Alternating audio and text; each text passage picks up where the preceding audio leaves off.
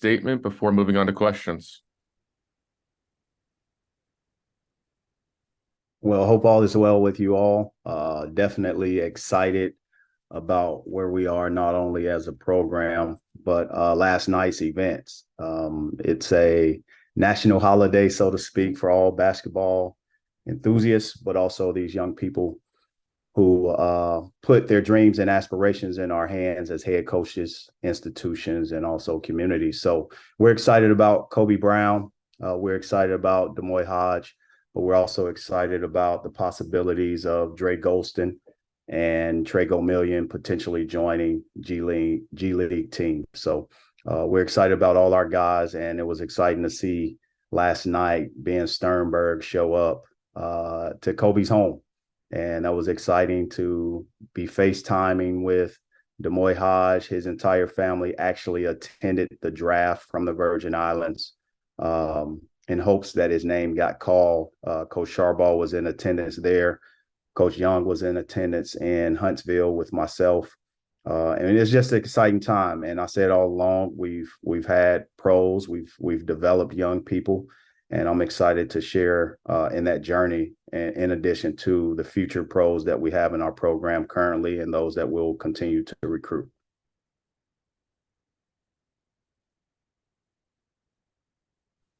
Dennis, you had told us a couple of months ago that you felt in your heart that Kobe was a first-round talent and should go in the first round. And ultimately, what do you think the Clippers saw that made them think the same thing and use that pick in the first round on him?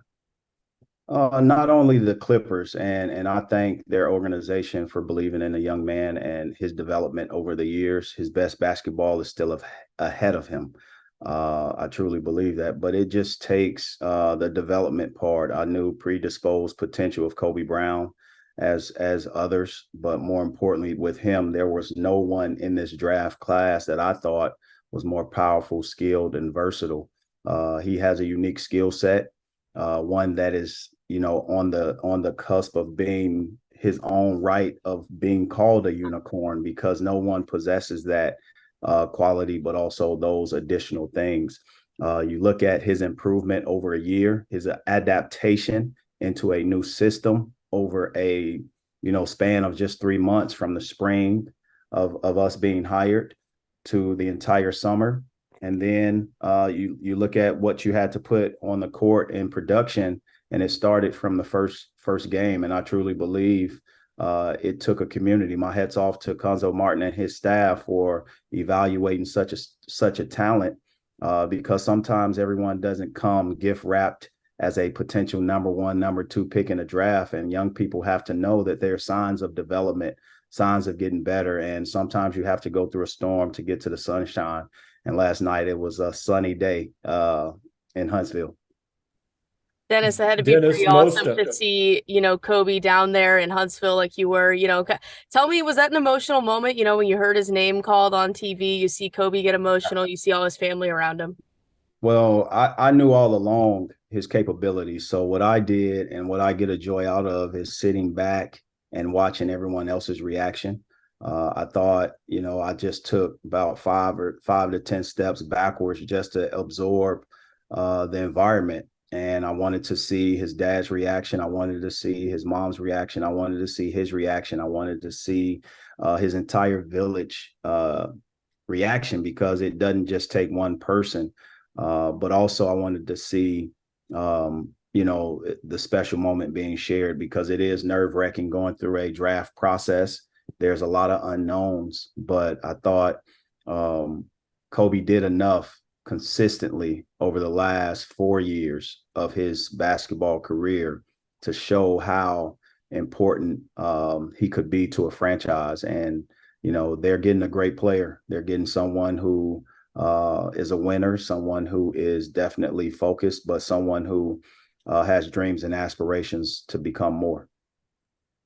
Dennis, most college coaches will say that nothing can do more for your program and your ability to recruit than consistently putting kids in the pros. Do you have an idea of, how big it is for Missouri's program that Kobe went where he did, and especially based on when you guys started to do that at Florida State, what changed? Yeah, I would challenge each of us all to just, and I'm going to do it myself, to just listen back to the press conference when I was hired. And I said that it's important that we not only raise banners, cut down nets, and hold up trophies, but also sit on draft day with families and see dreams come true, because that is a part of the connectivity with grassroots kids, recruiting, a fan base. Those things give you sort of a collective lens on the entire process, from recruiting or a transition, me being hired, me sitting down in that first conversation with Kobe. It took one conversation with Kobe Brown to say, you know what, I have a great feeling about you, Coach Gates. It took one sit down for that to take place. And I appreciate that, because what it says is it doesn't matter how many times you call a recruit, how many times you show up to a game, but if there's the synergy and the trust there with their career into my hands and vice versa, my career into theirs, something special can really happen. So yes, it is great. Demoy Hodge was very close to getting his name called last night by about 2 or 3 franchises. I think his journey is also something that can reflect and draw attention to those that may not have been ever given a chance to be in the NBA. This young man, although he didn't get his name called, he is on a 2-way contract with not only a great organization, but hands down, probably one of the better players to ever play the game. Now, I'm still a Michael Jordan fan. There's no doubt about it. But LeBron James can go down as one of the best basketball players in the history of the game, and Demoy Hodge gets to have a front row seat into that and into a storied program. What's unique and ironic, they're in the same city, right? That's the same building, right there around the corner. So it'll be interesting to see the dynamics, but I'm thankful what it does to our program, but also what it does for us all. Dennis, those two guys averaged more than like 31 points a game for you last year. Just what little you have seen from your new team, where does that scoring come from? Who do you think can step up and kind of fill some of that scoring void? This time last year, I don't think I've answered that question. And I appreciate it. I appreciate that question. It says that, that these two young men are talented, but I don't think anyone on their screen thought that those two would be getting NBA contracts neither.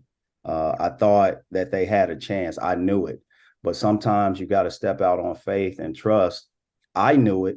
I was doing more convincing to the outsiders.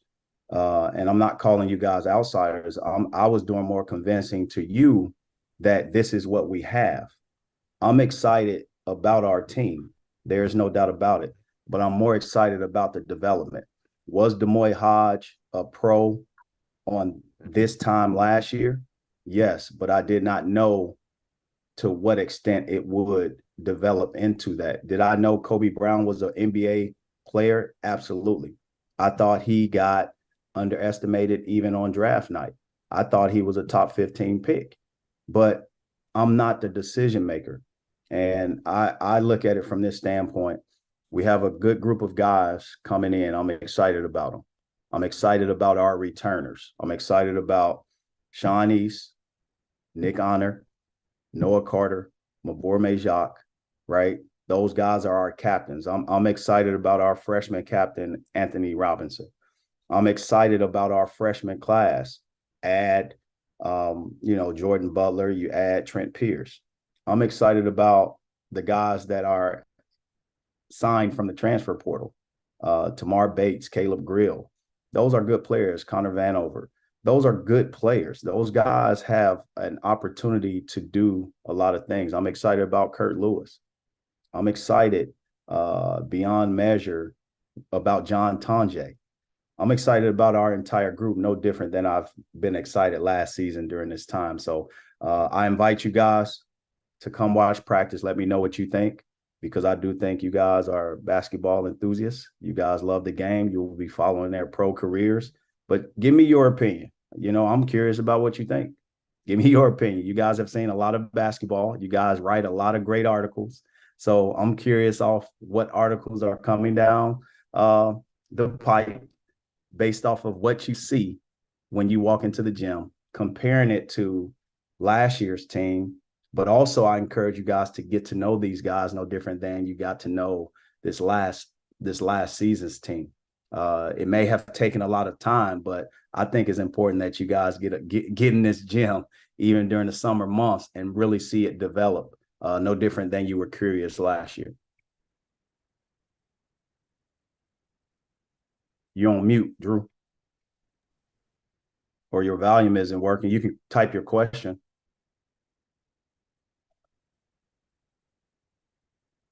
Type your question, Drew.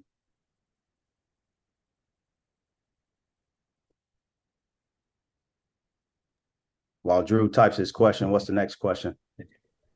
Dennis, I'm going to ask you to summarize the last 3 months in a couple minutes here. Can you tell us kind of what your plan was going into the portal and, you know, how that evolved and how you feel like you guys did kind of reshape in this roster?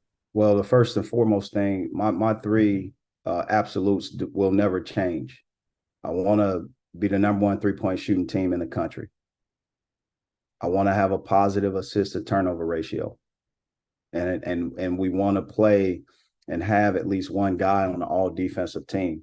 I thought D'Moy Hodge should have earned some accolades, but he didn't. But he was our defensive player of the year. That's all that matters. I think if you look across the globe and see the records that he broke, it was important for him to really push forward defensively, and I thought he helped us along with other guys. So for us, I think when you look at the other parts of it, improvement, I think everyone talks about rim protection. Everyone talks about the category. I think you all talk about the category of rebounding for some reason, right? But we talk about all those things. So I think by committee, these stats analytically have to be looked at beyond the black and white stat sheet and looked at as player efficiency ratings, rebounding margin, turnover margin, different ways you can have or get the ball back in your possession, shooting percentages and different things like that. I want to lead the country in free throw shooting. I thought we were below that number last year. I think we have to get in the 80s. In averaging in free throw percentage. Drew, I see your question now. I remember you saying one of your first coaching opportunities was with the Clippers. Do you remember about your time with them, and what do you think Kobe and D'Moy will enjoy about LA? I think with that, Drew, it's important that I look at the big picture. A couple years ago, we had 2 players drafted with the LA Clippers. That was Fiondu Kabengele, who was sort of almost the last pick of the first round, right? And then Terrence Mann, who was a second-round draft pick. I think there's a great relationship with that organization. Kyle Smith-Peters had a kid drafted by, I believe, the LA Clippers as well, coming from Logan Community College. So there's I think, a type of style that they look for. I can't speak for that. But ultimately, what it says to me is it was important for, and I made sure Coach Young did it last night, was get Terrence Mann and Kobe Brown on the phone. I thought it was important for me to make sure D'Moy Hodge, Drew Joyce III was our assistant coach at Cleveland State, to make sure the connection of LeBron James and D'Moy Hodge was existing, just in case, because that you have to have some type of synergy. I remember in Cleveland, D'Moy Hodge, Trago Million, Ben Sternberg, all our guys would go up to St. Vincent St. Mary's, where Drew Joyce II was the head coach. Drew Joyce III, our assistant, was obviously best friends and teammates. And those guys would go to the high school tournaments to see Bronny James play and even try their best to meet LeBron, right? There's an impact and a connection and synergy with both these young people in their organizations, and I'm excited with the direction of it. They both have 2 different paths that they'll have to take, but I think the overall objective is for these young men to do well enough so that they can sign and prepare to sign a second contract, not just their first. I think that's the most important part when you look at pros. I want these guys to be able to get pension, and you have to have a certain amount of years in the league to do that. I think ultimately when you look at those dynamics, those are important. They have great coaches. They are great organizations. They have all-stars and people that our young guys can learn from. I think when I prepare our team and our players, we prepare them from the standpoint of national championships, NBA championships. And those are organizations that strive for the best. None better than the players there, the all-stars there. So I'm excited for them to learn from those leaders within those organizations as well. Dennis, when you look back on your first season and the success you had, obviously, kind of tell me what's maybe your biggest takeaway from that season, the biggest lesson maybe you learned that you want to take into year two. That's a good question. The biggest takeaway, Natalie, I think is we fell short of some goals. And when you fall short, there's an emotional component you have to withstand. You have to try to revisit those things that allowed the shortness to take place, but see what and how you can overcome them the next season. We wanted to win a regular season championship. We wanted to win a postseason conference championship. We wanted to play on April 1st, April 3rd, and we wasn't able to do that. So right now we've circled April 6th, April 8th in Phoenix, and that's where we're going to start and trace from there. We'll work backwards to see and make sure that, we can dot I's, cross T's. I thought last season some of our depth was compromised, and we missed two guys, two key guys, Trey Goldmillion and Isaiah Mosley. It's that simple. I thought with them, we could have achieved that goal. So staying healthy is very important. Dennis, when you look at Demoy and you mentioned, him trying to develop into an NBA player that can stay in the league, looking at his skill set coming out of college, what do you think in his game is going to benefit him and give him the best chance to not only make this Lakers team, but be a pro for a long time? Hey, I'll say this. He better get out of LeBron's way. And when he catches the ball, he better be able to make some shots. But also on the other side, I think he's a disruptor. He's an energy giver, but he's a locker room guy. He's a great young man. I think the entire world, when you look at the business model of the NBA, they get to check off another part of the international, map, the British Virgin Islands. And Demoy Hodge could have been the first draftee from there, but that doesn't mean yesterday was a fluke or a fail. I think he has to continue to grow, be prepared for the journey, learn, listen, have his eyes wide open, and be prepared when his number called. He has to be able to treat a G League game like an NBA game, and his development will flourish. He cannot just turn a switch on when it becomes a NBA game, or be prepared for that. You don't know when your number is going to get called or when you'll get called up. So he has to treat both very, very similar, especially in this early stage of his development, and try to dominate the G League, but also in the ways that he can dominate. Don't try to be someone else.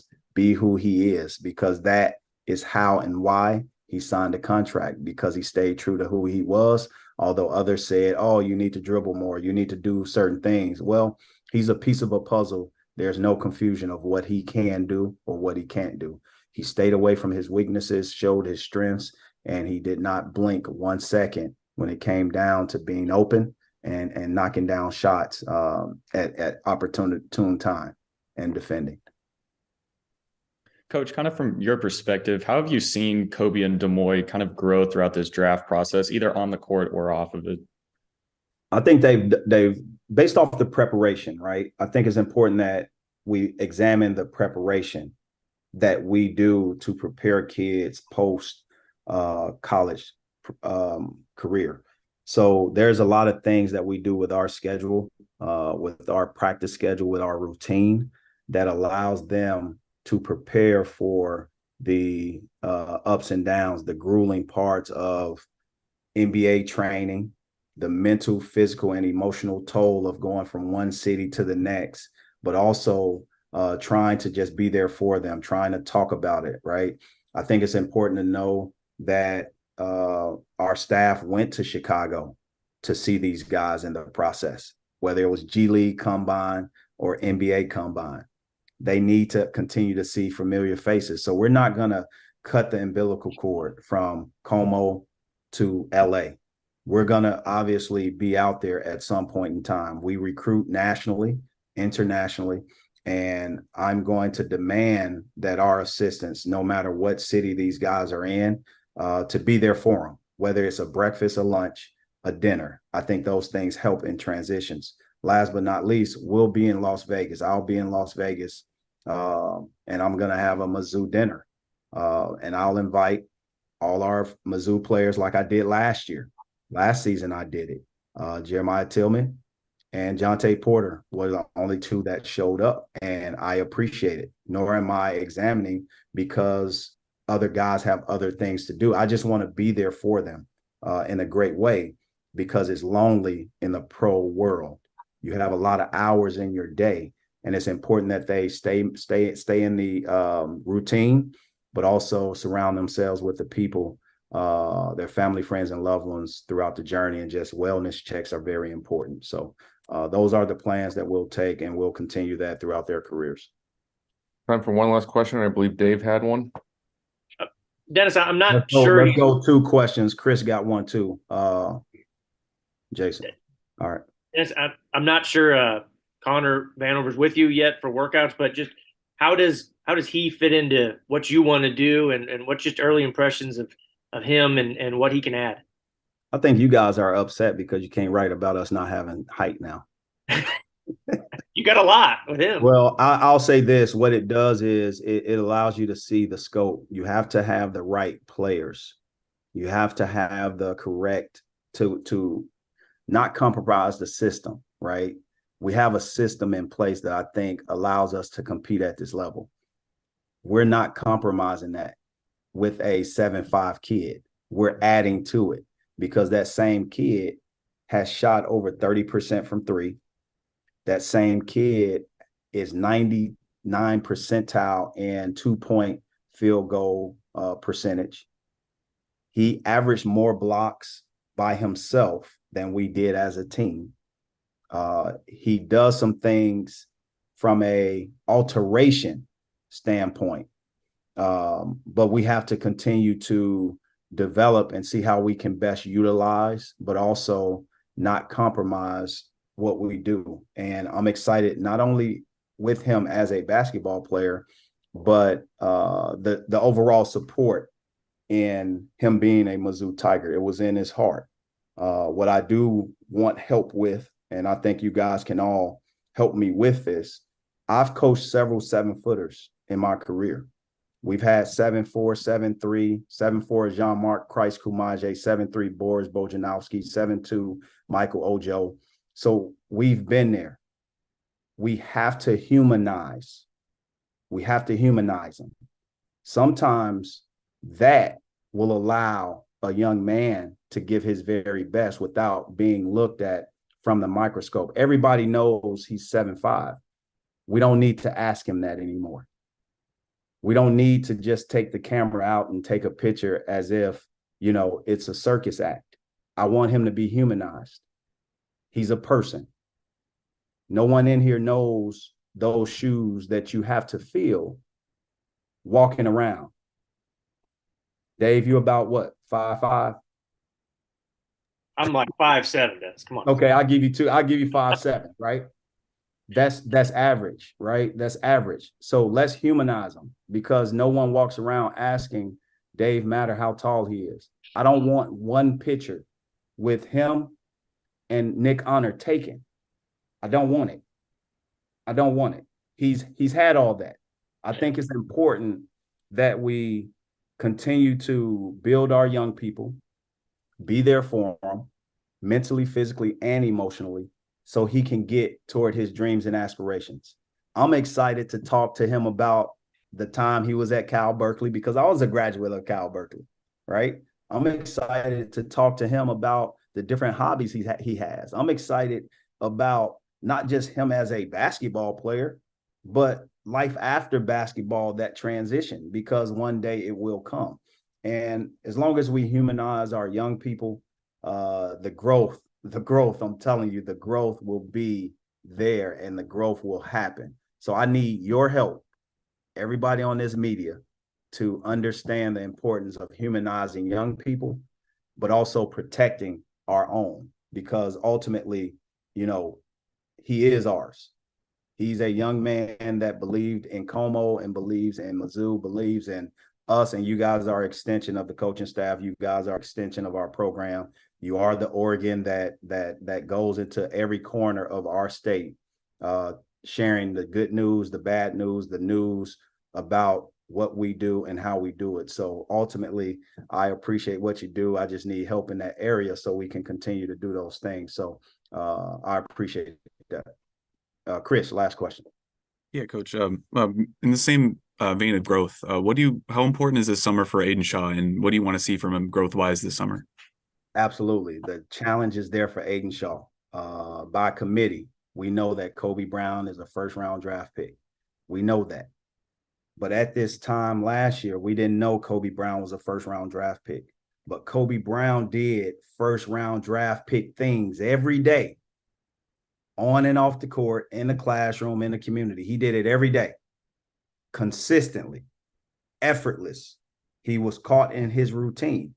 What we have to now do by committee, ask Aiden Shaw to step up and do first round things every day of his career.